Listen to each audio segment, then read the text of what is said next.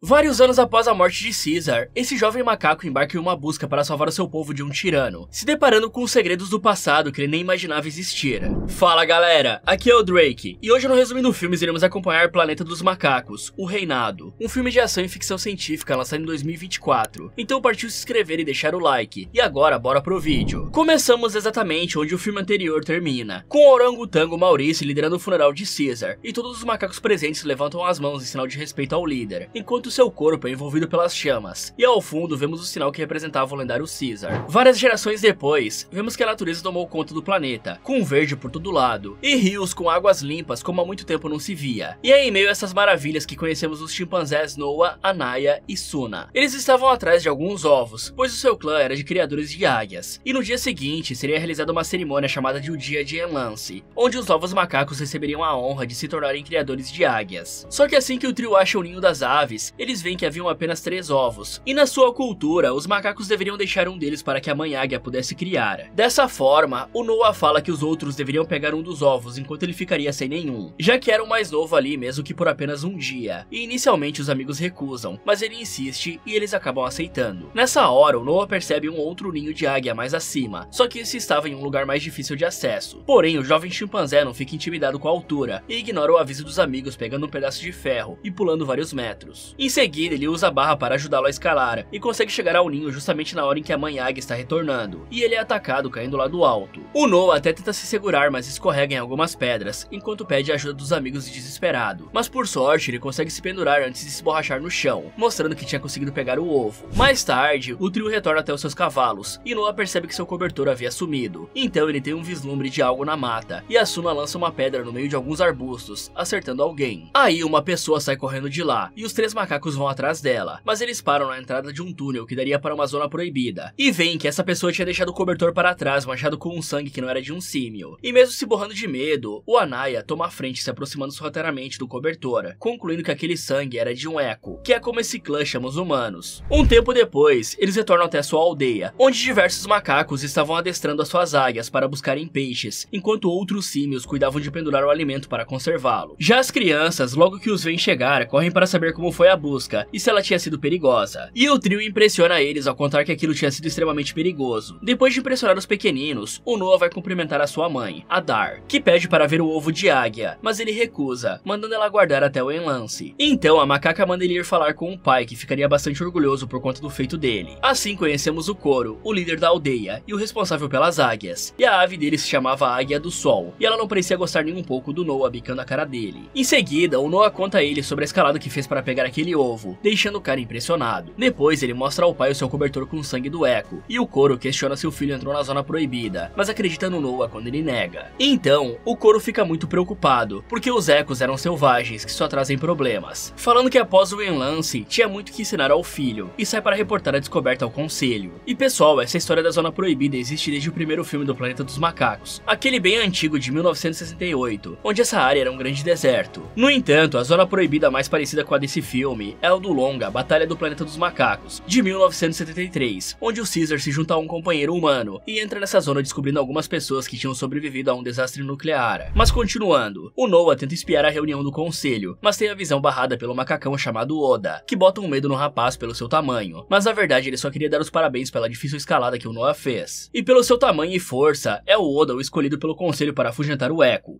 À noite, o Noah vai consertar uma das estruturas de madeira onde os peixes ficavam armazenados, quando ouve um barulho e encontra uma moça, a mesma que ele e os amigos tinham ferido mais cedo, e ela foge dando um empurrão nele que quebra o seu ovo de águia. Chateado com a situação, o Noah é consolado pelos seus 2 amigos que dizem que Coro iria abrir uma exceção para o filho, mas ele discorda e resolve que era melhor ir atrás de outro ovo antes do dia amanhecer. Assim ele parte em seu cavalo, e quando está bem longe da aldeia, o Noah vê um clarão momentâneo que ilumina uma briga e vai checar, encontrando alguns macacos mascarados mortos. Então ele toma um susto quando o Oda aparece gravemente ferido, avisando que haviam mais dos mascarados por ali. Depois o coitado morre em decorrência de uma facada nas costas. É aí que o Noah escuta alguém se aproximando e se esconde, vendo quando um bando de mascarados montados a cavalo e liderados por um gorila grandalhão chamado Silva chegam e retiram a faca do corpo sem vida do Oda, concluindo o que aconteceu ali. Nesse instante, o Silva vê o cavalo do Noah e pensa que era de Oda, por isso ele dá um choque nele com a sua lança elétrica, fazendo o bicho correr de volta para o seu vilarejo, enquanto o Noah corre desesperado querendo chegar na vila antes dos vilões. Mas ele chega lá tarde demais, vendo que tudo estava um verdadeiro caos com as chamas se espalhando e o brilho daquelas lanças elétricas estalando por todos os lados. Essa visão deixa o Noah momentaneamente fora de si, mas ele se recupera e grita pelos seus dois amigos, quase sendo atingido por uma construção em chamas que desmorona lá do alto. É aí que ele encontra a sua mãe e o Anaya amarrados e tenta soltá-los, mas é impedido pelo choque da lança de um mascarado. E o Anaya pula em cima do vilão, dando tempo para o Noah fugir enquanto a Dar fala para o filho ir ajudar o pai. Por isso ele escala até onde as águias ficavam amarradas, ao mesmo tempo em que o Sylvia domina o ancião e grita que aquilo era por Caesar. É nessa hora que ele vê o Noah escalando a torre. Lá no alto, o jovem ajuda o pai a libertar todas as águias, quando o Silva surge por ali e começa uma luta, mostrando que além de forte, ele é inteligente. Porque quando o Noah tenta fugir se pendurando nas vigas de metal do teto, o Silva usa sua lança de choque para derrubá-lo de lá, pisando no chimpanzé para sufocá-lo. Então o Koro, vendo aquilo, se joga contra o gorila, mas é brutalmente espancado, e o Noah tenta salvar o seu pai. Só que ele acaba sendo atirado para fora da torre, se pendurando em uma corda. E antes de derrubá-lo lá de cima, o Silva faz questão de falar que aquilo era pelo Caesar. Pela manhã, vemos que Noah sobreviveu à queda, mas o seu pai infelizmente foi finalizado, e todos os sobreviventes tinham sido levados pelos invasores. A única que tinha ficado para trás era a Águia do Sol, que sobrevoava fielmente o cadáver de Koro. Então Noah enterra o pai, prometendo que ia trazer o seu povo de volta. Depois ele pega uma das lanças de choque de um mascarado morto, e parte dali atravessando o túnel para a zona proibida. Do outro lado, em meio às ruínas de uma cidade, o chimpanzé encontra o pano que a sua mãe costumava usar, percebendo que estava no caminho certo. Já à noite, ele enfrenta uma forte ventania à beira de uma fogueira, quando vê que a Echo o seguia, e tenta ficar alerta durante a madrugada, mas termina pegando no sono. De manhã, o Noah desperta, descobrindo que a Águia do Sol também estava seguindo ele, e oferece o braço para ela pousar. Só que a águia apenas machuca o membro, mostrando que ainda não gostava dele, e o Noah resolve continuar com a sua jornada. Mais tarde, ele vê fumaça saindo do meio das árvores, e vai checar, caindo em um buraco onde o macaco é rendido pelo Haka, um orangotango que estava fazendo um funeral para um amigo que tinha sido finalizado pelos mascarados do Silva. Inicialmente, o Haka pensa que o Noah era um dos macacos do Silva por conta dele estar com uma das lanças de choque. No entanto, o chimpanzé explica que estava atrás dos vilões para resgatar o seu povo, e o Haka era um grande seguidor do Caesar, contando que foi ele que ensinou o sentido de ser um macaco, além dos demais lemas empregados pelo ex-líder, como o que dizia que os macacos juntos eram mais fortes, e o outro que dizia que macaco não matará macaco. Ele até usava um colar com o símbolo do lendário líder, além de contar que toda sua tribo era assim, mas ela foi completamente dizimada pelo Silva. O Haka ainda fica muito bolado pela forma como os vilões distorciam a visão do grande líder. Depois ele mostra que tinha vários livros que tinha escondido do ataque dos vilões, dizendo que aquilo era conhecimento, apesar dele não entender as palavras, já que não sabia ler. E ao contrário dele, o Noah não sabia nada sobre o lendário líder, contando que os anciões da sua vila nunca falaram nada sobre o Caesar. Nessa hora, nós vemos que ali eram as ruínas de um antigo aeroporto, quando os dois passam por um mural com a imagem de alguns humanos. E o Haka conta que os seres tinham sido muito importantes para o Caesar, e por isso eles eram importantes para o Haka também. Só que o Noah achava que os humanos eram apenas selvagens e carniceiros. E o orangotango conta que um dia eles haviam vivido lado a lado com os macacos, fazendo Noah refletir por um momento. E ele muda de assunto, falando que precisava chegar até o seu cavalo. Chegando lá, o chimpanzé vê a Echo de antes e põe a moça para correr. Só que diferente dele, o Haka fica surpreso, porque pensava que a maioria dos humanos tinha sido extinta. E quando o orangotango fica sabendo que a humana estava seguindo Noah desde a sua aldeia, ele conclui que aquilo era um chamado do Caesar, e ele deveria viajar junto com o chimpanzé. Assim, os dois macacos partem dali, e o orangotango descobre que a humana não era a única a seguir o chimpanzé quando percebe a águia sol voando acima deles. À noite, a dupla acende uma fogueira para se aquecer, e a Echo se aproxima deles com fome. E enquanto o Noah quer colocar ela para vazar dali, o Haka é bondoso e dá a ela algumas maçãs. Depois ele convence o companheiro a dar o pano da sua mãe para a jovem se cobrir, dizendo para o Noah ter um pouco de compaixão, pois ela estava morrendo de frio. Aí o orangotango ensina o chimpanzé mais um pouco sobre o Caesar, dizendo que ele havia sido criado pelos humanos e que a sua lenda era bem importante, porque ele havia liderado com decência, moralidade, força e compaixão. Em seguida, o Haka batiza a garota com o nome de Nova, dizendo que ela parecia ser mais inteligente do que a maioria, apesar de não ter a capacidade de falar. E o Noah não fica totalmente convencido sobre essa visão de mundo, achando que os humanos eram apenas seres inferiores.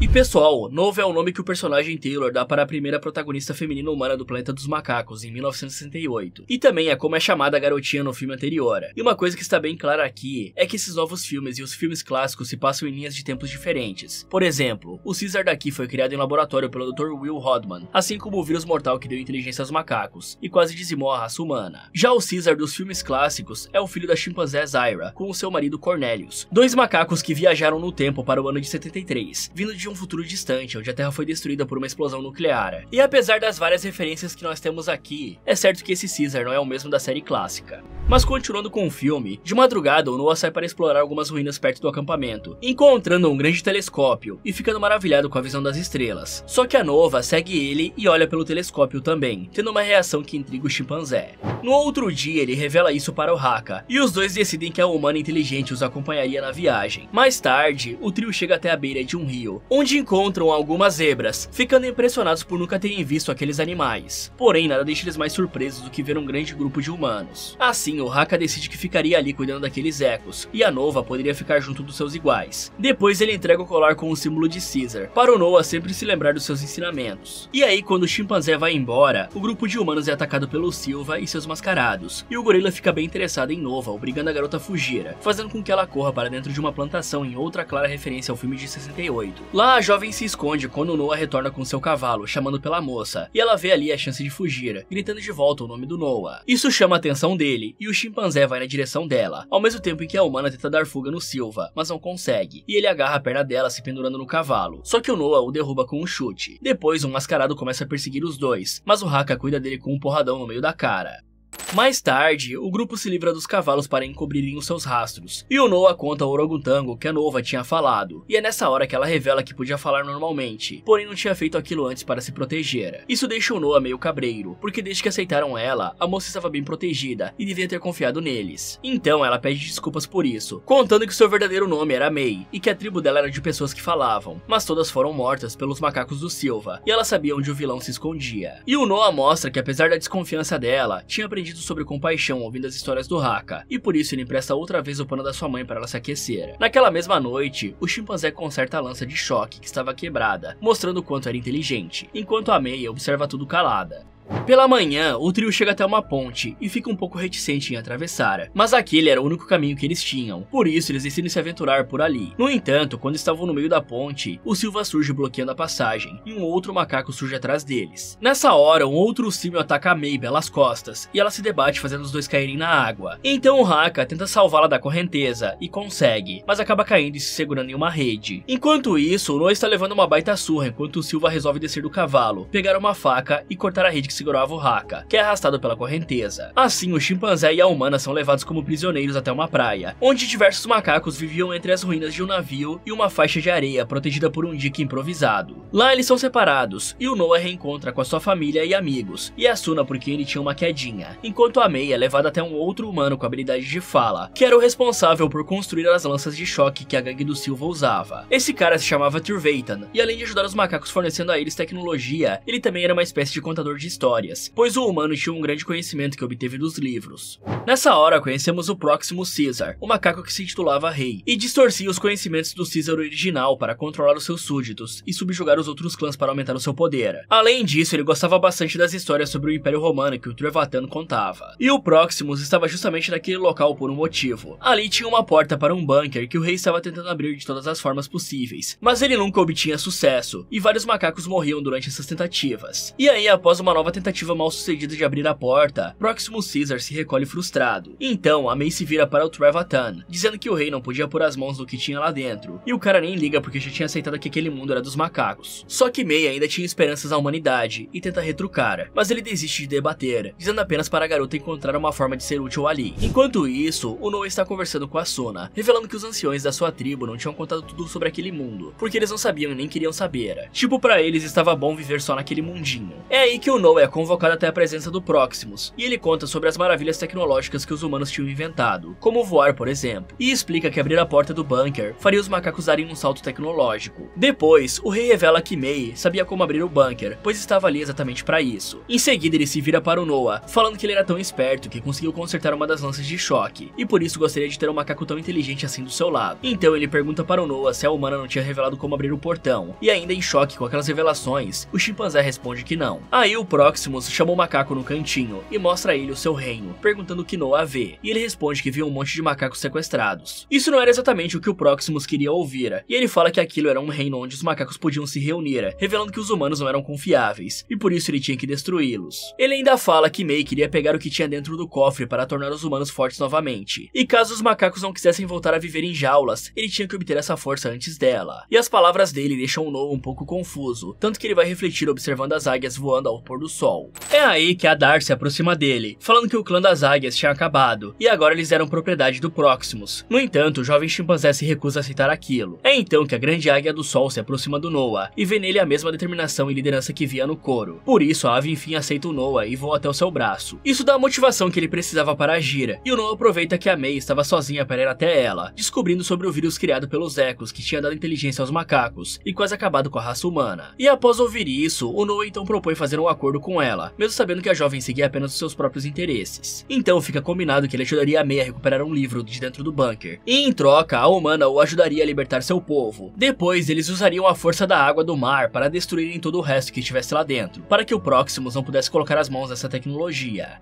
Assim, o Noah vai recrutar os seus dois amigos para essa missão, e o Anaya inicialmente fica com medo, mas termina se juntando ao grupo, e eles começam criando uma espécie de detonador que ficará próximo do portão. Depois usam pólvora para sabotarem um dique improvisado. Só que nessa hora o Trevatan chega, e ele ignora os pedidos de May para se juntar à rebelião. Por isso, a garota decide finalizá-lo, para que o cara não tivesse a chance de dedurar o que eles estavam fazendo. E aí o ato de um humano tirar a vida do outro a sangue frio deixa os macacos atordoados, mas eles não falam nada, decidindo jogar o corpo do Trevatan no mar e continuar com o plano. Depois, o grupo se arrisca por uma encosta rochosa, levando água no meio da cara até chegarem em um paredão, onde eles escalam até a entrada de um duto de ar, que seria o acesso deles para o bunker. E aqui dá pra entender o porquê da May precisar tanto de um macaco, porque era sem chance de um humano conseguir escalar isso sem equipamentos, só mesmo com o auxílio de um dos símios que a garota conseguiria chegar até lá em cima. E a única dúvida que fica é como ela sabia de todas essas coisas. Mas enfim, depois de entrarem no bunker, a May vai diretamente acender as luzes, e em seguida ela deixa os macacos para ir bem onde estava guardado o suposto livro, que não era livro coisa nenhuma, era um disco rígido contendo algumas informações sigilosas. E é nessa mesma sala que a May vê um arsenal com diversas armas. E cara, é muito suspeito que tudo gira em torno dessa moça, porque desde o início as roupas dela pareciam estar muito arrumadinhas para quem nasceu no meio do mato, e segundo, que a May escondeu o fato de saber falar, e por fim ela tinha muitos conhecimentos sobre aquele mundo e sobre o bunker. Tá bem claro que tem algo de errado com ela. Mas de volta ao Noah, ele e os outros chimpanzés são muito ingênuos para saberem que estão sendo usados, e o trio fica surpreso ao encontrar um livro de criança mostrando um zoológico, onde os macacos viviam em jaulas, e isso abre um pouco os olhos deles. Nessa hora, a May retorna, e o grupo segue ela até o portão do bunker, que adivinhem, a garota sabia operar muito bem, abrindo ele e revelando que o dia já tinha amanhecido. E para piorar, o Proximus estava aguardando eles do lado de fora. E até parece que a May tinha traído o Noah e estava trabalhando com o Proximus. Só que não é bem por aí, porque o rei manda um dos seus macacos agarrar a Suna e finalizá-la, mas a May dá um tiro nele, mostrando que realmente estava contra o rei e tinha pego uma das armas no arsenal. E aquilo deixa o Proximus muito impressionado, dizendo que a humana podia ir embora em paz, só tinha que dizer onde ele encontrava mais das armas. Só que aí a May fica bastante preocupada e resolve correr para fora e ativar a pólvora, ignorando os pedidos do Noah para ela não fazer isso. Mas mesmo assim ela vai lá e faz. E com a explosão a água começa a invadir o lugar, levando todos os macacos juntos, inclusive o clã das águias. Então, o Noah é jogado com força para dentro, se segurando em uma estrutura de metal. Mas ele é quase atingido por um container, onde estava agarrada sua mãe. E após várias tentativas desesperadas de salvá-la, ele consegue retirar a chimpanzé da água com o auxílio do Anai e da Suna. Assim, Noah lidera o seu povo, falando para todos escalarem em direção aos dutos de ar, quando o Silva surge e o ataca querendo um X1. Só que o Noah não é bobo nem nada. Ele sabe que no mano a mano não tinha chances contra o gorilão. Então ele fica fugindo dos golpes dele, enquanto a água ia subindo cada vez mais. É aí que o Noah percebe que os espaços entre os canos iam ficando cada vez menores, e resolve atrair o Silva até um ponto onde ele tinha espaço para sair, mas não o gorilão. E o Silva acaba ficando preso e se afogando. Dessa forma, o Noah consegue chegar no topo dos dutos, encontrando o clã das águias reunido junto do Proximus Caesar, que ataca o jovem chimpanzé para mostrar quem é que manda, dizendo que ele iria reconstruir o seu reinado. Então ele desce a porrada no Noah, jogando ele para todos os lados como se fosse um boneco, não deixando que ninguém se metesse na sessão de espancamento. Depois ele atira o Noah para perto do penhasco, dizendo que ele iria viver só para se ajoelhar. É nessa hora que o jovem chimpanzé vê as águias sobrevoando o local e começa a cantar a música que o seu povo cantava para as aves.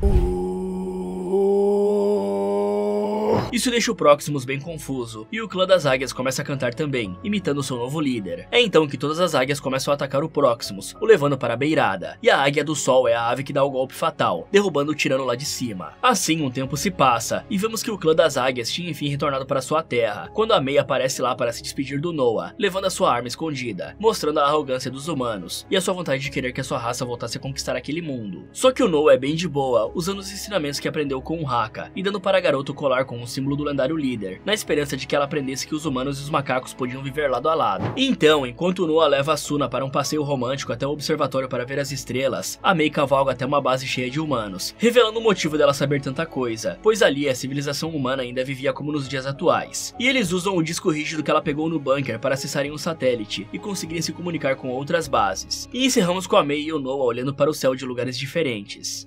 Fala galera, como vocês sobreviveriam nesse mundo? E contem nos comentários. E se você quiser ver outros vídeos aqui do canal, é só clicar em um desses que está aparecendo na tela. Muito obrigado por assistir e até o próximo.